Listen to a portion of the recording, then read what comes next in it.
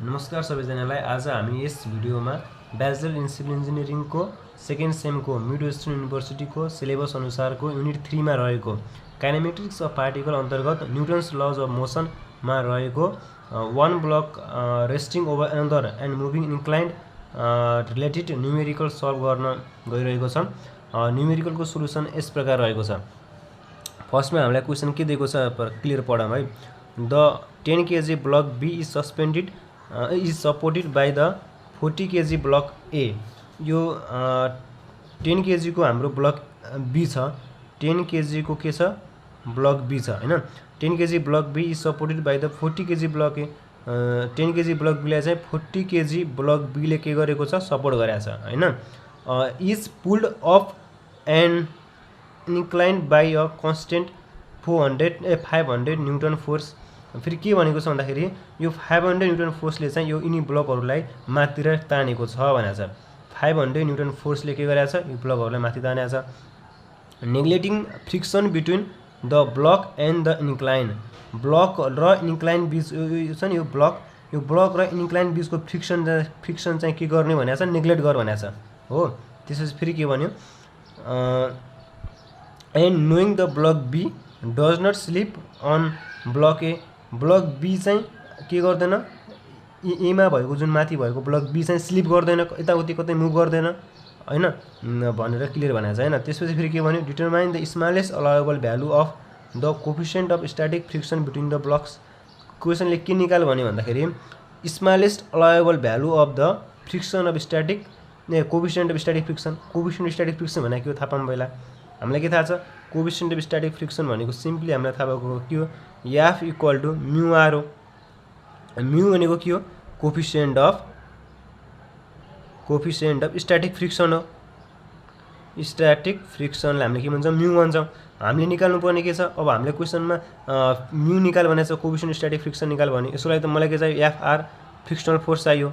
अब frictional force कुन frictional force त हामीलाई क्वेसनमा क्लियर के भनेको छ भन्दाखेरि हामीलाई निकाल्नु पर्ने ए र बी बीचमा लागेको जुन स्ट्याटिक फ्रिक्सन छ नि हो यो स्ट्याटिक फ्रिक्सनल फोर्स एफआर हामीले क्याल्कुलेट गर्नुपर्ने छ। हामीलाई यो ब्लक र यो सर्फेस बीचको फ्रिक्सनल फोर्स त नेग्लेक्ट गरेर 0 भनेको छ भने चाहिँ हामीले निकाल्नु पर्ने ए र बी बीचमाको जुन स्ट्याटिक फ्रिक्सन छ नि हो त्यसको चाहिँ कोफिसिएन्ट अफ स्ट्याटिक फ्रिक्सन म्यु निकाल भनेर क्वेसनले सोधेको छ। त्यसको लागि हामीले के गर्नु पर्यो एफआर निकाल्नु पर्यो। एफआर कसरी निकाल्ने हेरौँ है। फर्स्टमा चाहिँ फर्स्टमा हामीले के गर्छौँ भन्दाखेरि यो यसलाई यो इन्क्लाइन सर्फेस छ इन्क्लाइन सर्फेस र यो ब्लकहरूको बिचमा फ्री बडी डायग्राम बनाएर हामीले यो क्वेसनलाई सल्भ गर्छौँ। कसरी गर्ने हेरौँ है। फर्स्टमा के छ यसको चाहिँ फ्री बडी डायग्राम बनाऊँ। कस्तो हुन्छ फ्री बडी डायग्राम म अलरेडी अगाडि एउटा भिडियोमा फ्री बडी डायग्राम कसरी बनाउने सिकाइसकेको छु अनि फेरि यसमा पनि हेरौँ हामीले फ्री बडी डायग्राम कसरी बनाउन सक्छौँ। के छ सिम्पली फर्स्टमा चाहिँ हाम्रो के छ यो ब्लक यसरी रेस्टिङ गरेको छ यहाँ ए ब्लक छ यो ब्लक के छ बी ब्लक छ हो। अनि यो यसको इन्क्लाइन हो यसको इन्क्लाइनेसन छ नि इन्क्लाइनेसन चाहिँ हामीलाई क्वेसनमा लेट हाम्रो इन्क्लाइनेसन चाहिँ क्वेसनमा दिएको छैन तर यसको इन्क्लाइनेसन चाहिँ लेट 30 डिग्री यसको इन्क्लाइनेसन हो है। यसको इन्क्लाइनेसन चाहिँ लेखिदिउँ है थीटा इक्वल टु 30 डिग्री। यो चाहिँ 30 डिग्री के छ इन्क्लाइन छ रेस्टिङ कति छ थीटा इक्वल टु 30 डिग्रीमा रेस्टिङ छ हैन। अब हामीले के गरौँ भन्दाखेरि यसलाई रिजल्भ गरौँ। यसलाई रिजल्भ कसरी गर्न सकिन्छ हेरौँ है। कसरी गर्ने रिजल्भ वेट त अलवेज के लाग्छ डाउनवर्ड लाग्छ वेट के लाग्छ डाउनवर्ड लाग्छ। अनि अर्को हामीले अलरेडी के थाहा छ भन्दाखेरि ठ्याक्क यसको 90 डिग्री यो यस्तो छ यो भनेको 90 डिग्री हुन्छ है। भनेपछि यो 30 डिग्री छ भने यो पनि के हुन्छ 30 डिग्री हुन्छ। यो 30 डिग्री छ भनेपछि जतातिर फोर्स के एङ्गल छ त्यतातिर के हुन्छ कस हुन्छ डब्लु कस 30 डिग्री। यतातिर के हुने भयो डब्लु साइन 30 डिग्री। यसलाई रिजल्भ गऱ्यौँ यो रियाक्सन त यसरी रियाक्सन रिजल्भ हुने हो हैन। ठ्याक्क वेटको ठ्याक्क अपोजिटमा के लाग्छ रियाक्सन लाग्छ हैन। अब त्यसपछि हामी के गर्छौँ अब हामीसँग यो यसरी 500 न्युटन फोर्सले के गरिरहेको छ माथितिर तानिरहेको छ। अझै हामीले क्वेसनले भनेको छ यिनी दुईटा बिचमा चाहिँ फ्रिक्सन नेग्लेक्ट छ फ्रिक्सनल फोर्स नेग्लेक्ट छ भने चाहिँ हामीले फ्रिक्सनल फोर्स लगाउनु परेन यिनी दुईटा बिचमा। अब यसलाई चाहिँ हामीले के गरौँ यो चाहिँ केसँग इक्विभ्यालेन्ट हुन्छ त यो इक्विभ्यालेन्ट टु यस्तो सर्फेस छ यो केसँग इक्विभ्यालेन्ट हुन्छ यो इक्विभ्यालेन्ट हुने भनेको हाम्रो सरी है यो इक्विभ्यालेन्ट केसँग हुन्छ यो ए छ, यो बी छ, यसको इक्विभ्यालेन्ट हुने भनेको केसँग इक्विभ्यालेन्ट हुन्छ, यो चाहिँ हाम्रो यसरी गयो, जतातिर मुभ गरिरहेछ त्यतैतिर के लाग्छ, यसको याम ए ब्लक छ एउटा, याम ए भनौँ यसलाई, प्लस याम बी भनौँ इन्टु एसिलेरेसन लाग्ने, यो याम ए लाग्ने हो। यो दुइटै ब्लक छ नि त, दुइटै यसको पनि मास लाग्नु पऱ्यो, यसको दुइटै ब्लक सँगै मुभ गरिरहेछ, सँगै मुभ गरिरहेछ भने हामीले यसलाई एउटा सिङ्गल सिस्टम कन्सिडर गऱ्यौँ भने हामीले के लेख्न पाउँछौँ, m a plus MB into acceleration m a हो, एम भनेको टोटल मास, दुइटाको मास जोड्नु पऱ्यो, अनि मास इन्टु एसिलेरेसन भनेको के हो, फोर्स हो, यतातिर यसो रिजल्टेन्ट फोर्स यो हुन्छ हैन। मैले अलरेडी पनि भनिसकेको छु रिजल्टेन्ट फोर्स रिजल्भ गर्नुपर्छ हामीले, यसरी रिजल्भ गर्ने भनेर। अब अलरेडी अब यो क्वेसनमा हेरौँ फेरि, अब कसरी गर्ने, यसो रिजल्भेसन भयो। अब लेख्ने के, समेसन एफ एक्स, लेट मैले यता गएकोलाई पोजिटिभ मान्छु, यता आएकोलाई नेगेटिभ माने हैन। यो चाहिँ हामीले चाहिँ कन्सिडर गर्ने, कताकोलाई पोजिटिभ माने जुनलाई माने पनि हुन्छ हैन। लेट हामीले चाहिँ म्याक्सिमम अपवर्ड म्याक्सिमम के गर्छौँ भन्दाखेरि यता गएकोलाई पोजिटिभ, यता आएकोलाई के गर्छौँ नेगेटिभ मान्छौँ। इक्वल टु के हुन्छ, याम यता गएको छ त्यही भएर के हुने भयो, पोजिटिभ हुने भयो, याम ए plus yam be into acceleration हुने भयो। यहाँबाट के निक्ल्यो, समेसन एफ एक्स। अब यता गएकोलाई पोजिटिभ मानेको छु भने चाहिँ यता माथि 500 गएको छ, यता आएको छ कति, माइनस डब्लु साइन 30 हैन। अब अरू के छ यहाँ, अरू के त, अरू कुनै पनि फोर्स यो डाइरेक्सन अथवा यो डाइरेक्सनमा गएको छ कि हेरौँ है, कुनै छ अरू, छैन नि त, अरू कुनै पनि छैन। यदि फ्रिक्सनल फोर्स यहाँ इन्डिभिजुअल बिचमा फ्रिक्सनल फोर्स भएको बेला के हुन्थ्यो, यो बडी माथितिर मुभ गरिरहेछ भने फ्रिक्सनल फोर्स कता लाग्थ्यो, तलतिर लाग्थ्यो, हामीले एफआर यहाँ लगाउँथ्यौँ र हामी तलतिर माइनस एफआर इक्वल टु लेख्थ्यौँ, तर यहाँ त फ्रिक्सनल फोर्स छैन, द्याट्स वाइ हामीले फ्रिक्सनल फोर्स नेग्लेक्ट गरेका छौँ यहाँ हैन, लेख्दैनौँ। इक्वल टु के हुने भयो यहाँ, एमए प्लस एमबी इन्टु ए गर्छौँ। अब सिम्पली 500 माइनस वेट बनाएको के हो, वेट भनेको त के हो, एमजी हो, एम भनेको मास भनेको कति छ, मास भनेको यही मास हो, M A plus MB into G into sine 30 equal to के हुने भयो हाम्रो, M A plus MB into acceleration हुने भयो। हामीसँग के छ 500 माइनस एमए, एमए भनेको कति छ, एमए भनेको त दिएको छ, मैले भर्खर लेखाएको थिएँ, कता छ 40, अनि एमए भनेको 40 छ, एमबी भनेको के छ 10 छ, भनेपछि हामीले के लेखौँ, एमए भनेको 40 लेखौँ प्लस एमबी भनेको कति लेखौँ 10 लेखौँ।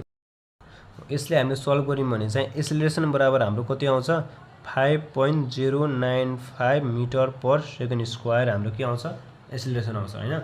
अब हामीले के गर्ने भन्दाखेरि यता हेरौँ है, अब हामीले के गर्ने, अब हामीले गर्न के सक्छौँ भनेपछि, अब हाम्रो हेरौँ है, बुझौँ है, अब क्लियरली बुझौँ।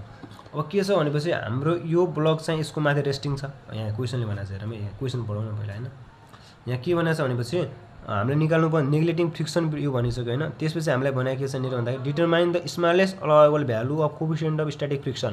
मैले अघि नै भनिसकेँ, हामीले coefficient of static friction mu निकाल्ने हो हैन, बिट्विन द ब्लक्स बिचमा, भनेपछि यिनी दुईटा ब्लक्स बिचमा म्यू कति हुन्छ, coefficient of static friction mu निकाल भने, किनकि के छ बी त कतै पनि मुभ गरिरहेको छैन भनेपछि यसमा के लाग्ने, स्ट्याटिक फ्रिक्सन लाग्छ, स्ट्याटिक फ्रिक्सन ब्लक मुभ गरिरहेको छैन भने हैन।